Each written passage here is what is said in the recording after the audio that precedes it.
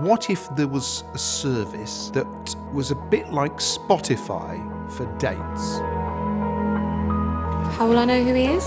It could generate a playlist of relationships. It's my first time on the, with the system. Me too. It would tell you who you were going to be going out with next and for how long.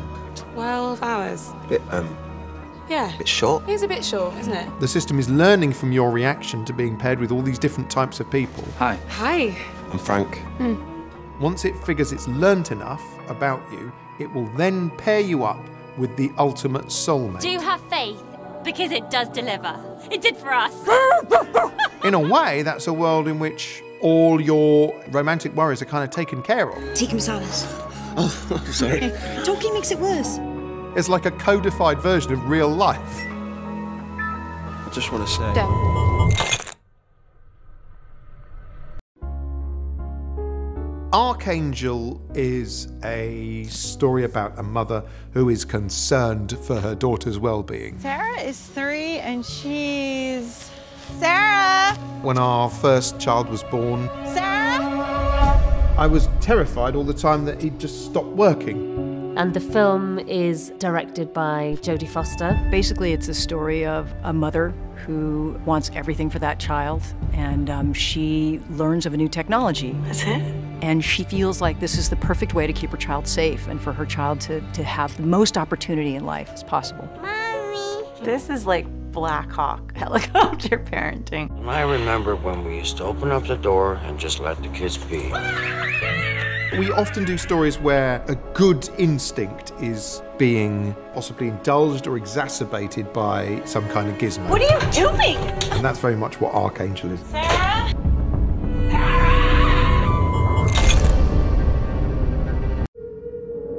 Metalhead is a bottled nightmare.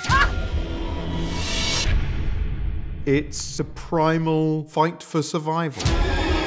It's not about a sort of action hero. She's a normal human being. I think it's got a sort of that slight horror element to it. It's very tense. Maxine has a relatability Hello? and a likability to her. Anyone? Come in. But also, there's a toughness there as well. I'm a bit achy and a bit bruised at the moment. I wanted to do something that was just visceral and unrelenting from the very start. Helmsman Packer, take us into that asteroid gas cluster. Into the cluster? That's suicide, sir. It is our only chance. I always wanted to do an episode set in space.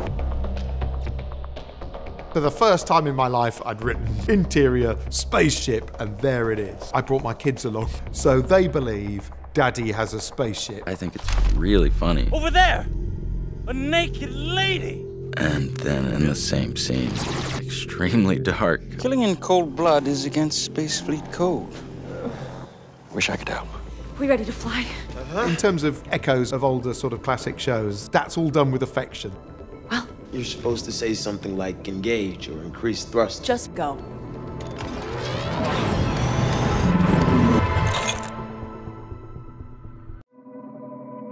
In Crocodile, we've got a story about a woman who has a terrible secret. And this is happening in a world in which you can effectively probe somebody's impressions or recollections. Hold those things in your mind and picture what you saw. It is a visually powerful piece. Mia, the main character, feels very exposed, and so we shot in Iceland to accentuate that feeling of her being trapped in a remote, vast landscape. So it's a taut thriller. It's a cat and mouse game in which neither the cat nor mouse are aware of each other's existence. I'm here on behalf of Realm Insurance. Just need to log your recollections.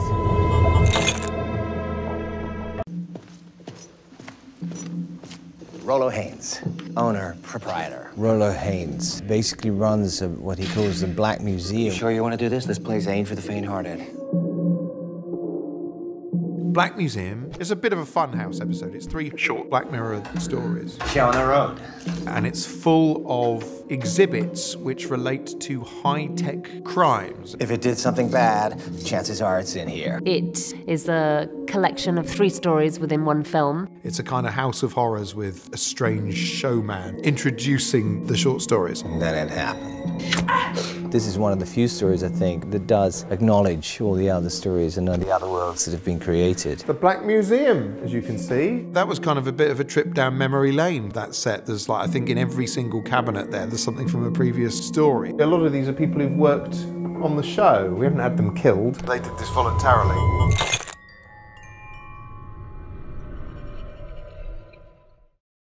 Hey, Vali here. So, are you a big movie fan? Well, stay with me as I have some cool random facts for you. Due to a miscommunication on set in The Hateful Eight, Kurt Russell accidentally smashed an antique guitar from 1870 instead of a prop.